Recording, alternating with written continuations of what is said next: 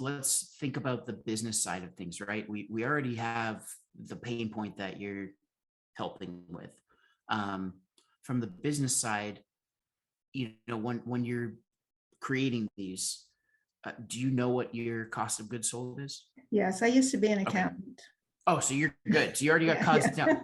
Yeah. You could have told me that. No, perfect. Okay, so we don't have to talk about COGS, right? Yes, For those of yes. you watching who are getting into business, Deborah, the accountant, will you please share with them what COGS is? With the twiddle muffs, you No, mean you what? don't have to tell your numbers. You don't have to tell, but just tell them what COGS means, what cost of goods sold means. Oh, okay. It's what you have to pay to make a product. And then from there, you do your markup and go from there.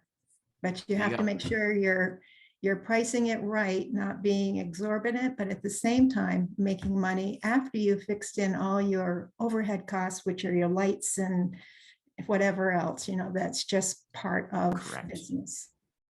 Correct. So if we're looking at cost of goods sold, and I don't need numbers from you, but the beads and baubles, lamb chops, the ribbon you're using, the keys, all those different things have a specific cost. And Yes. so for those of you watching, we're adding all of that up, plus the yarn that's going into making the actual pillow itself, plus the insulation that you don't see inside. And then on top of that, those are your cost of goods sold. Then you're also factoring in your time, because you have to value your time too. Yeah. Right. And a lot of people don't realize that. And I'll tell you a quick story before we go into what I'm thinking. And part of the reason, my muse for what I'm going to give you is that my mom was, as I told you before we started recording, was a special needs teacher for many, many years. Also was an art student, went to Mass College of Art, was an art teacher as well.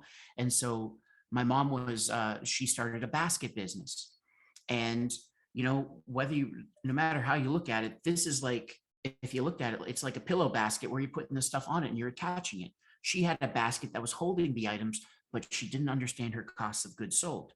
So by the time that she sold the basket for $90, she had spent $75 on all the stuff that went into it, and was only making $15 for about 3 or 4 hours at a time. Yeah. So that's for all of you watching. I want you to understand, Deborah, being an accountant, has her numbers down and knows what she has to sell it for, and she can understand. But for you, whether it's a service or a product, make sure you understand the cost that goes into selling that service or product.